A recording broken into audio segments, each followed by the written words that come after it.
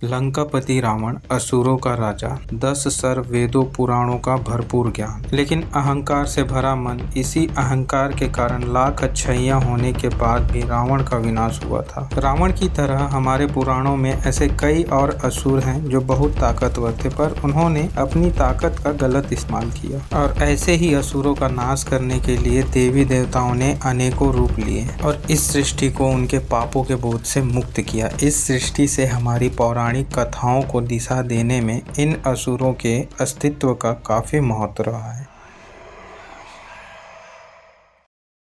भैंस का सर और इंसान का शरीर लेकर जन्मा भयानक राक्षस, जिससे ना ही कोई पुरुष मार सकता था और ना ही कोई जानवर। महिषासुर, जिसने ब्रह्म जी से यह वरदान हासिल किया था कि संसार का कोई भी पुरुष या जानवर कभी भी उसका वध ना कर सके। ब्रह्म जी ने उसकी इस इच्छा को पूरा किया, पर साथ ही उसे चेतावनी भी दी कि उसका वध एक औरत के हाथों जरूर हो सकता है। अहंकार में डूबा महिषासुर समझता था कि कोई औरत इतनी शक्तिशाली नहीं हो सकती कि उसका वध कर सके, और इसलिए वह खुद को अमर समझने लगा। उसने पूरे संसार में कहर बरसाना शुरू कर दिया। और फिर बारी आई इंद्रलोक की। जब महिषासुर और देवताओं के बीच युद्ध छिड़ा तो ब्रह्म जी के वरदान के कारण कोई भी देवता उसका कुछ भी बिगाड़ नहीं सका। महिषासुर के आतंक से देवलोक को बचाने के लिए ब्रह्म जी, विष्णु जी और शिव जी ने अपनी सारी शक्तियों को एकत्रित किया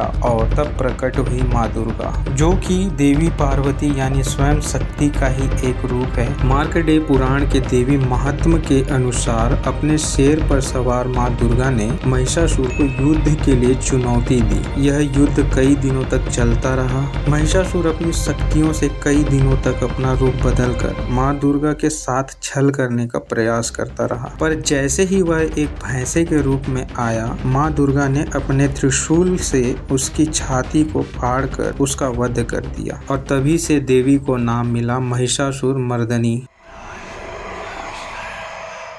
सिंहिका नाम की एक असुरी ने हजारों साल तक तप करके ब्रह्मा जी से यह वरदान हासिल किया कि वह किसी भी चीज या जीव को परछाई से पकड़कर अपनी ओर खींच सकती है। यह वही असुरी थी जिसका सामना समुद्र के बीच बजरंगबली हनुमान जी से हुआ था। वाल्मीकि रामायण के अनुसार, सुंदर कांड के अनुसार, हनुमान जी माँ सीता से मिलने लंका जाने के लिए महासागर को पार कर रहे थे। तभी उन्हें अचानक महसूस हुआ कि कोई देखी शक्ति उन्हें पीछे खींच रही है। तब उन्होंने नजरें घुमाई तो उन्हें पहाड़ों के पीछे सिंहिका दिखी जो उनकी परछाई को खींच रही थी। हनुमान जी ने खुद को एक कीड़े के समान छोटा कर दिया और वह सिंहिका के मुंह से होकर उनके शरीर के अंदर चले गए। उन्होंने अपनी पूरी शक्ति से सिंहिका की आंतों को फाड़ दिया और तेज गति से उड़कर उसके शरीर से बाहर आ गए। सिंहिका दर्द से कर्रा उठी और भागकर कहीं छिप गई। कुछ लोगों के अनुसार जिस जगह सिंहिका जाकर छिपी थी वही आज बरमुंडा ट्रायंगल है।